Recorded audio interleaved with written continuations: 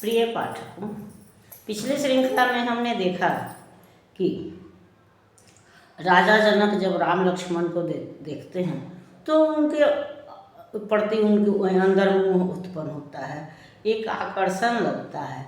और तब वे गुरु विश्वामित्र से यह प्रश्न करते हैं कि ये बच्चे कौन हैं, ये बालक कौन है।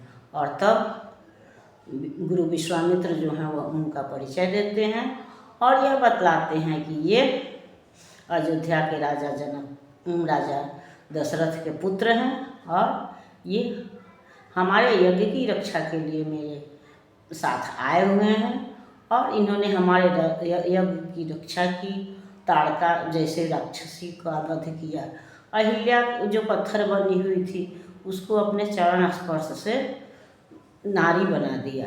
और यह सुन करके या उनकी दिव्यता को जान करके राजा जनक के मन में यह विचार उत्पन्न होता है कि जिन्होंने विश्वामित्र के यज्ञ की रखवाली कर ली या अहिल्या जैसे पत्थर को नारी का रूप दे दिया, क्या वे हमारे यह धनुष भी तोड़ पाएंगे, मेरा प्राण भी रख पाएंगे, बचा पाएंगे।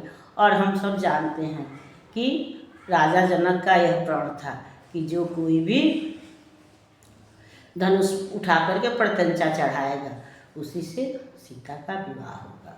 तो उनके मन में हम ऐसे भी देखते हैं कि जो लोग बड़े बड़े काम करते हैं तो उनके प्रति हमारे अंदर आकर्षण होता है। और वही भावना राजा जनक की भी है।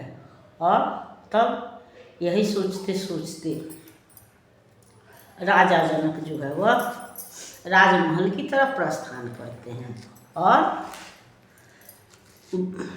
राम लक्ष्मण जो है वह संध्या भ्रमण के लिए या नगर देखने के उद्देश्य से निकल पड़ते हैं। और उनके साथ ही साथ राम का साथ पाने यह भी है कि कोई नया व्यक्ति आता है, कोई नई वस्तु होती है तो देखने के लिए तो सभी मचलते हैं, लेकिन बड़े जो हैं वह अपनी भावनाओं को थोड़ा सा छुपा लेते हैं या अपने पर नियंत्रण रखते हैं। लेकिन बच्चे जो होते हैं वह अपने पर नियंत्रण नहीं रख पाते हैं, इसलिए वे अपनी भावनाओं को तुरंत अभिव्यक्त कर देते हैं। और यही स्थिति जनकपुर के बच्चों की भी है।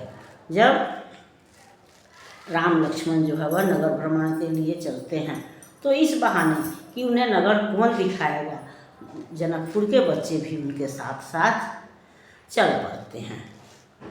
वे सानिध्य राम का पाने को मिथिला के बच्चे मचल पड़े, नगर दिखाने के ही बहाने वे राम लखन संग निकल पड़े। आगे आगे राम लखन, पीछे सब बच्चे मिथिला के, बढ़ते जाते थे आगे आगे, निज नगर मनोहर दिखलाते।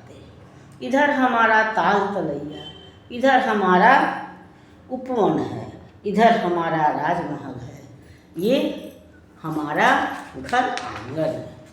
इसी तरह हंसते गाते बच्चे बढ़ते जाते थे, साथ राम के रहने में वे अलौकिक सुख पाते थे। घूम घाम कर बाल मुंडली आ गुरुवर के पास रुकी, उनके संग संग संध्या की भी सुबह सवारी आ पहुँची। नगर भ्रमण कर राम लखन आ पहुँचे गुरुवर के समीप, संग संग आई संध्या की बेला, घर घर में जल गए दीप। गुरुवर के संग राम लखन संध्या बंदन में निरत हुए, तत्पश्चात शास्त्र चर्चा, फिर गुरु सेवा में मगन हुए। नगर भ्रमण की सारी बातें दोनों ने गुरु को बतलाई। सुख से सोकर फिर सबने वह पहली रात बिताई। अगली सुबह गुरुवर से पहले रामचंद्र ने आंखें खोली, उनसे पहले लखन उठे, सुन शंखचूड़ की बोली। फिर गुरुवर की आज्ञा ले वे पुष्प चयन हित निकल पड़े, लेकर आज्ञा रखवाले की जनक बगिया में हुए खड़े। लता कुंज में राम लखन जब पुष्प चयन में रत थे, सुनहली किरणों से सज्जित कर कामदेव को लज्जित थे। उसी समय निज सखियों के संग प्यारी सीता आई, गौरी पूजन के हित थी जननी द्वारा गई पठानी। पुष्प चयन मज्जन स्नान फिर गौरी की पूजा की, मिले मन चाहा वर सुयोग्य, यही अभिलाष रही मन की।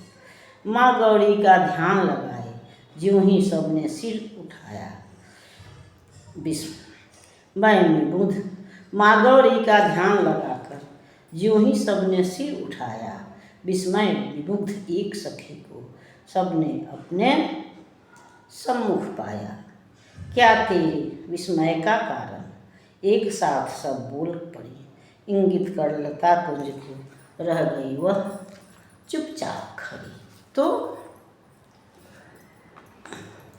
जब मिथिला के बच्चे लक्ष्मण के साथ अपना नगर दिखाते रहे, उसके बाद से घूम घाम कर सब शाम को गुरुवर के पास पहुँचे और राम लक्ष्मण ने फिर गुरुवर के साथ संध्या बंदन किया, जो कि साधु सन्यासियों का नियम होता है। संध्या बंदन किया, उसके बाद से गुरु की सेवा की, उनके साथ शास्त्र चर्चा की और इसके बाद से सब ने रात्रि सो करके रात्रि बिताई। सुबह उठने पर भगवान राम जो है वो गुरु की आज्ञा लेकर के पुष्प चयन के लिए, हम सभी जानते हैं कि पूजा के लिए फूल की आवश्यकता होती है, और जो बच्चे गुरुकुल में रहते हैं, गुरु आश्रम में रहते हैं, उनको गुरु की पूजा के लिए फूल समिधा का भी की भी व्यवस्था करनी होती है। तो राम लक्ष्मण भी गुरु की पूजा के लिए फूल लाने के लिए निकल पड़े। और फिर जो पूरा जब जनकपुर ही था तो बाग भी राजा जनक का ही था, तो इसलिए उन्होंने वहाँ का जो माली था उससे आज्ञा लेकर के वे राजा जनक के बाग में फूल तोड़ने गए। और वहीं पर माता सीता भी अपने सखियों के साथ, चूँकि उस दिन धनुष यज्ञ भी था, तो माता सीता भी अपनी माता की आज्ञा से माता गौरी की पूजा करने के लिए वहाँ पर आई हुई थी।